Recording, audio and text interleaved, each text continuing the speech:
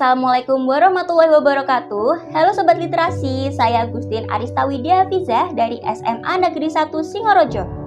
Pada kesempatan kali ini, saya akan memaparkan sebuah resensi dari salah satu novel terjemahan bahasa Jepang yang berjudul Heaven, karya sastrawan Jepang bernama Mieko Kawakami dan diterjemahkan ke bahasa Indonesia oleh Rebecca Ota.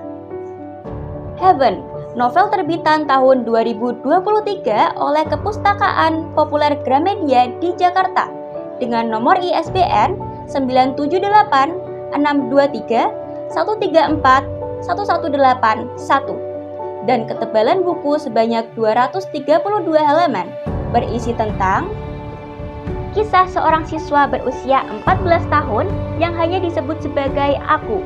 Setiap harinya, ia mengalami perundungan oleh teman-teman sekelasnya karena bermata juling, sehingga mereka menyebutnya sebagai Lone Pari. Satu mata menatap London, yang satu lagi menatap Paris. Sehingga pada suatu hari, ia mulai dekat dengan Kojima, siswi yang juga mengalami hal serupa. Dari sana, mereka mulai bertukar cerita dengan surat-menyurat. Dan dari situ, pertanyaan-pertanyaan besar muncul, mulai tentang perundungan, tentang identitas, ataupun tentang mengapa semua ini harus terjadi. Yang berbeda dari novel ini adalah Kawakami tidak menulis ini sebagai cerita motivasi. Tidak ada pahlawan yang bangkit lalu menang di akhir.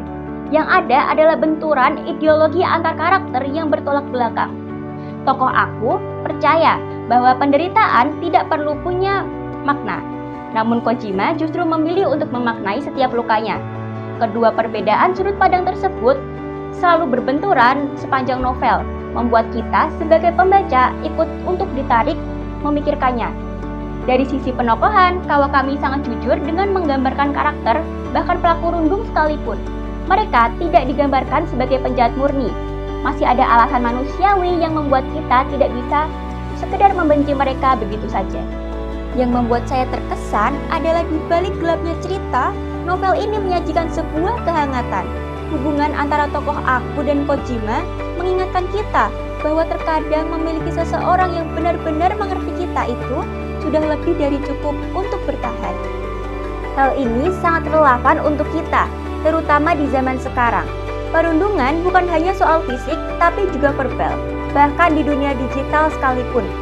Novel ini mengingatkan kita bahwa setiap kata yang kita lontarkan mempunyai dampak nyata bagi orang lain.